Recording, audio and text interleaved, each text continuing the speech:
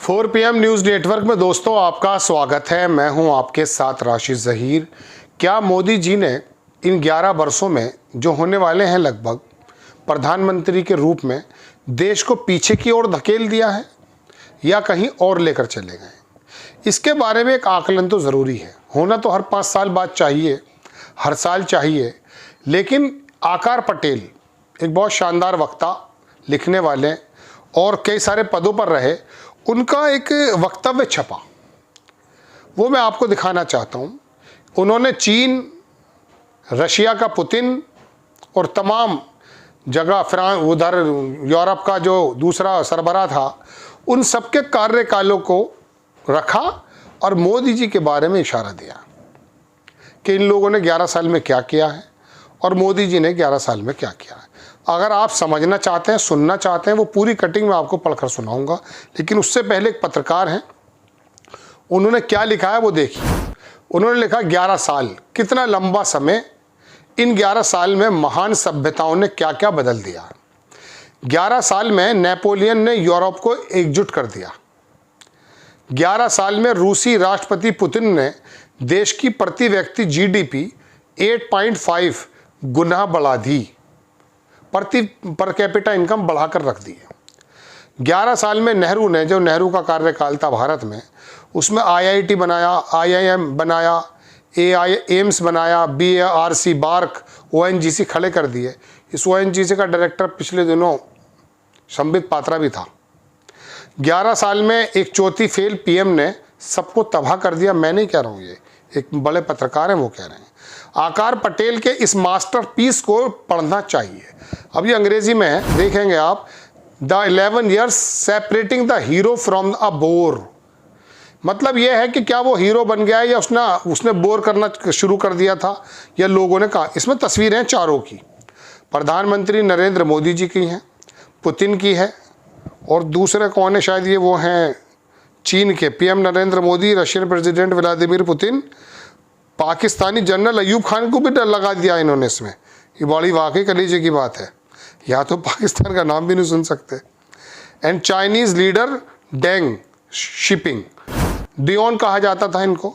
अब ये जो आपके सामने मैंने रखा है, इसको थोड़ा सा बारीक जूम करके पढ़ना पड़ेगा। इसमें दोस्तों इन्होंने ये लिखा है, मैंने कहीं इसको थोड़ा जूम करके रखा है, इसमें पूरा लब्बो लुआब तो नहीं बता पाऊंगा, लेकिन जो मेन बातें हैं वो मैं बताना चाहता हूं। इसमें लिखता है कि इतिहास जो है वो लंबे समय तक सत्ता में बने रहने वालों नेताओं पर आमतौर पर अपने शासन के पहले दशक या उसके आसपास के मौलिक विचारों से चूकने लगते हैं। आकार पटेल ने लिखा कि नेपोलियन जो था, दिसंबर 1804 में सम्राट का ताज पहना था उसने, और 11 साल बाद जून में 1815 में वो वाटरलू की लड़ाई में हार गया था। इन 11 वर्षों में उसने यूरोप को एकजुट कर दिया, जो पिछली बार शार्लेमेंग ने 804 ईस्वी में किया था। नेपोलियन ने इस युद्ध के मैदान में जीत के माध्यम से हासिल किया, जिसमें उस समय की महान सैन्य शक्तियाँ जैसे ऑस्ट्रिया और पर्शिया को हराया था। अब आ गए चीन में। चीन में डेंग जियाओपिंग 1978 में, यानी कि अभी पिछले कुछ दिनों पहले सत्ता में आए, और पहले ही वो 74 वर्ष के हो चुके थे। 11 साल बाद 1989 में जब उन्होंने पद छोड़ा, जिसमें तियानमेन स्क्वायर विद्रोह भी हुआ था, सिंगापुर के नेता ली कुआन यू सहित कई लोगों ने उन्हें अब तक का सबसे महान व्यक्ति माना, क्योंकि उन्होंने 11 वर्षों में जो भी कुछ हासिल किया वो असाधारण है। चीन की बुनियाद पड़ी हुई है। डेंग ने अपने आधे जीवन से अधिक समय तक अपनी मार्क्सवादी विचारधारा को त्याग दिया, चीन में सुधार किए, जिससे आज की आर्थिक महाशक्ति बनने की ओर अग्रसर हुआ है। 11 साल का एक लंबा अरसा होता है अपनी चीज़ को बताने के लिए। डेंग का उदाहरण ये भी दर्शाता है कि कुछ नेता सत्ता में आने के बाद पूरी व्यवस्था बदल देते हैं। सोवियत संघ के मिखाइल गोर्बाचोव, उनके सिर पे निशान था, याद होगा, पुतिन से पहले, इसी अवधि में बड़े सुधार किए। आज के दौर में तुर्की के राष्ट्रपति 2003 से सत्ता में है। व्लादिमीर पुतिन 25 वर्षों से सत्ता में है। पुतिन जब सत्ता में आया था तो $1700 थी GDP प्रति व्यक्ति, और 11 साल के बाद $14,300 हो गई। और हमारे यहाँ 24-2500 पर कैपिटा इनकम है भारत की। लेकिन याद रखिए, मोदी जी के कार्यकाल के 10 साल बाद हमारी भी पर कैपिटा इनकम दुगनी हो गई है, ये मैं बता रहा हूं आपको। तो फिर क्या नुकसान हुआ? नुकसान बताता हूं क्या हुआ। Total per capita income 140 crore लोगों की 2400-2500 डॉलर के करीब है पर ईयर। लगभग 1.5 लाख से ऊपर मान लीजिए आप, 1,70,80 जितने भी बैठते होंगे। चूंकि ये रुपया डॉलर के नीचे ऊपर नीचे इतना होता है, अब हिसाब रखना छोड़ दिया है। मोदी जी जब आए थे तो 75,000 से ऊपर थी, 80,000 पे 90,000 के बीच में, तो दुगनी तो हो गई। लेकिन यहाँ पेंच है, यहाँ तो हर पर कैपिटा इनकम, यहाँ बिहार में पर कैपिटा इनकम बिहारी की पर ईयर की 800 कुछ डॉलर की है। कितने की है? 800 कुछ डॉलर, 800-900 के बीच। पूरी तरह से याद नहीं है एग्जैक्ट फिगर, लेकिन 800-900 के बीच है। यूपी में बड़े रथ यात्रा निकाल, बड़े यात्राओं के अंदर तलवारें भांजते हैं, वहाँ पे 1300-1400 के बीच में। और बताइए जा रही है कि हर भारतीय कैपिटा जो है वो सबकी 2400-2500 के दरमियान।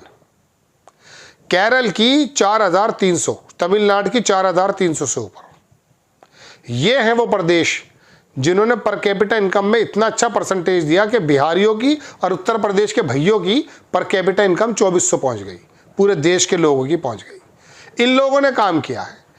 यहां हो यह रहा है दोस्तों कि एक वर्ग 100 करोड़ लोग 8,000 से नीचे 4,000 कमाते हो, 2,000 कमाते हो, नहीं मालूम, अलबत्ता खरीदारी के लायक नहीं है, ये डाटा है। 80 करोड़ लोग लाइन में लगे हुए हैं, चावल वो फ्री का गेहूं पकड़ रहे हैं। तो ये हालात हैं। एक वर्ग, एक आदमी है अडानी नाम का, आप जानते हैं, 2014 में उसकी टोटल चल अचल संपत्ति जो थी 60,000 करोड़ रुपए थी। कितनी? 60,000 करोड़। अभी 2022-23 में वो दुनिया का दूसरे नंबर का मालदार बन गया था। वो तो एक बार हिंडनबर्ग आया तो हिचकोले खा गया, बेईमानी पता चल गई तो ऊपर नीचे हो गया, फिर आ रहा है वो वापस। मैंने ऐसा कोई बिजनेसमैन नहीं देखा जो इतना ज़्यादा घाटे में गया और फिर धीरे धीरे वापस आ जाए। वजह उसकी आप जानते हैं कि प्रधानमंत्री का हाथ बताया जाता कि भाई के पीठ पर है। दोस्तों बात यह है कि ये जो तमाम दुनिया के महापुरुष और बड़े नेताओं से कंपैरिजन मोदी जी का किया जा रहा है, आप भी करते हैं? नहीं करेंगे आप में से एक बहुत बड़ा वर्ग इस बात को मान गया है कि ये बेसिकली ईश्वर ने ऊपर से भेजा है, भगवान ने भेजा है। वो खुद भी कह रहे हैं कि अब तो मुझे भी लग गया, मैं कन्विंस हो गया हूँ इस बात से कि मुझे भगवान ने भेजा है। किस काम करने के लिए? ये काम करने के लिए कि बिहारी की 800-900, उत्तर प्रदेश वाले की 1200-1400 डॉलर और बाकी की सबकी 2400, और वहीं खड़ा कर दें आप। चंद लोगों को अरबपति बना दें, बाकी हिंदुस्तान को फकीर बना दें। क्या इसलिए आए भाई? हालात तो यही हैं। अर्थव्यवस्था के मोर्चे पर अगर मैं बताना शुरू कर दूंगा तो वो इतने भारी भरकम शब्द हैं, आप सुन के कहीं और चले जाओगे। संबल की बावड़ी में वो बता तो रहा है वो बंदा कि अंतरिक्ष पे गई थी सुनीता विलियम, ये संबल में बावड़ी ढूंढ रहे थे। ये जब ढूंढोगे, औरंगजेब की मिट्टी ख़त्म हो गई, हड्डियाँ भी ख़त्म हो गई, उसकी कब्र में से औरंगजेब को उखाड़ोगे तो पर कैपिटा इनकम तो इतनी होगी बच्चे। खैर, बाकी लोगों से कंपैरिजन करा आकार पटेल ने। चलिए खैर, वो कैसे नेता थे कैसे नहीं, लेकिन हम तो अपनी जानते हैं कि हमारे हालात ये हैं जो कुछ शब्दों में मैंने आपके सामने रखे।